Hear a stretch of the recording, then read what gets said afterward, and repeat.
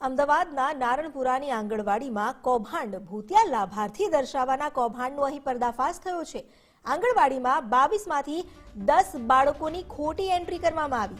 આ ખોટી એન્ટ્રી થકી બારોબાર રાશન કીટ મેળવી લેવાઈ। ઓનલાઈન પોર્ટલમાં ખોટી રીતે બાળકોના નામ દર્શાવ્યા અને સોશિયલ મીડિયા પરથી કુપોષિત બાળકોના ફોટા અપલોડ કર્યા। અપરિણિત મહિલાને બાળક હોવાનું જણાવી રાશન કીટ મેળવી। મહાનગરપાલિકા સંચાલિત આંગણવાડી વિભાગ દ્વારા આ અંગે નોટિસ આપવામાં આવી છે અને આંગણવાડીના કાર્યકર મિત્તલ દેસાઈએ આ કૌભાંડ આચર્યું છે।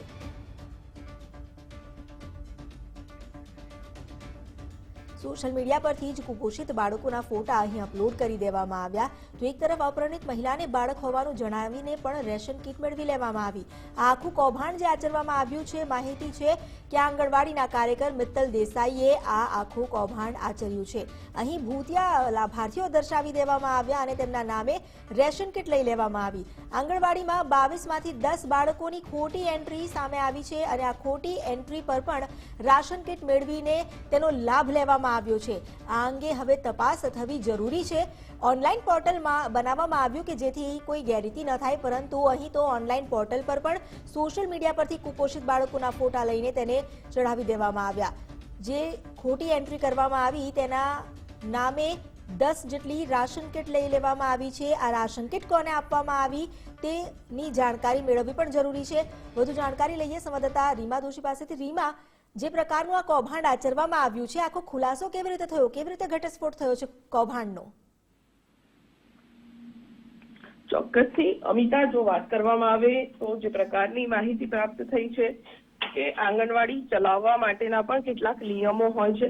તમારી પાસે જો 10 બાળકો હોય તો જ તમે તેને ધ્યાને રાખીને આ આંગણવાડી છે તે ચલાવી શકો છો। પરંતુ જે આંગણવાડીની સામે ઘટના આવી છે નારણપુરાની અંદર આંગણવાડી ટોટલી નકલી બાળકો ઉભા કરીને બાળકોના ખોટા દસ્તાવેજ અને પુરાવાઓ આપીને આંગણવાડી ચલાવવામાં આવતી હતી। સાથે જ એક મહિલા કે જે પરિણીત નથી તેને પણ પરિણીત બતાવીને ત્યાં કામ કરે છે તેવું બતાવવામાં આવ્યું। એટલે પૂરેપૂરું રીતે ફરજી આંગણવાડી છે જે ઊભી કરવામાં આવી હતી।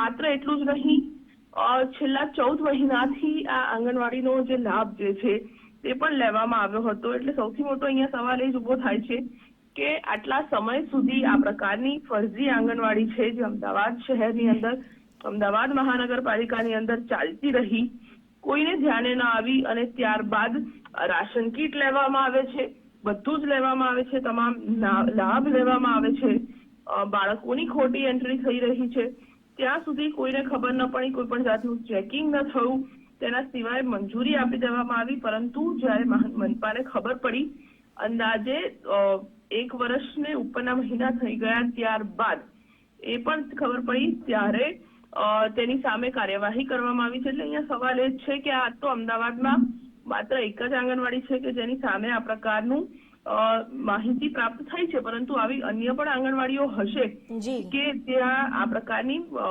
રાશન કીટ અને ફરજી ઊભી કરીને લઈ જતા હશે। પરંતુ અહીંયા સવાલ એ છે કે 1 મહિનાની જો વાત કરીએ તો 13 થી 14 કિલો જેટલો લોડ હોય છે બાળકોના પોષણ માટે।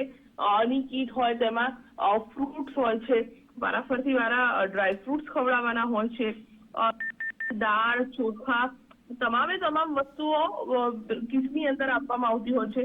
એ કીટ ક્યાં ગઈ, સાથે જ બાળકો દીઠ આંગણવાડી ચલાવવા માટેના પૈસા પણ આપવામાં આવતા હોય છે, તે ક્યાં ગયા તે પણ ખૂબ જ મોટો સવાલ છે। 10 જેટલા ખોટા બાળકો છે તે ઉભા કરી દેવામાં આવ્યા, બાળકોના ખોટી માહિતી લેવામાં આવી તેના માતા પિતાની સામે। એટલે ચોક્કસથી તેમની સામે એક કાર્યવાહી છે જે થવું જોઈએ। જી, આભાર આપનો જાણકારી આપવા માટે।